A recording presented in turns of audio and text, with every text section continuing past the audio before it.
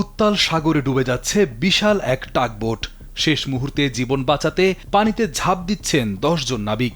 আর tugboat বা জাহাজের সাথেই পানির ২৪ মিটার গভীরে আটকা পড়েছে ১৫,০০০ লিটার ডিজেল।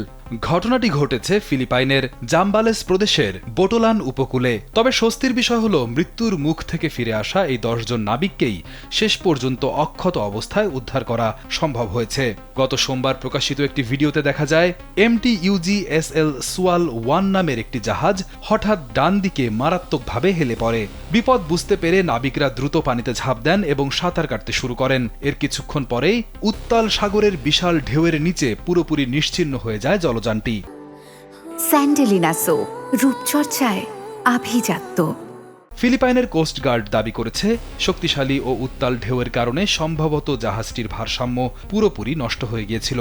বর্তমানে জাহাজটি প্রায় ১৫,০০০ লিটার ডিজেল নিয়ে সাগরে ২৪ মিটার নিচে অবস্থান করছে। যদিও এখন পর্যন্ত এর ট্যাঙ্কটি সুরক্ষিত রয়েছে, তবে যে কোনো মুহূর্তে তেল সাগরে ছড়িয়ে পড়ার মতো পরিবেশগত বিপর্যয় এড়াতে কোস্ট গার্ড সতর্ক অবস্থানে রয়েছে।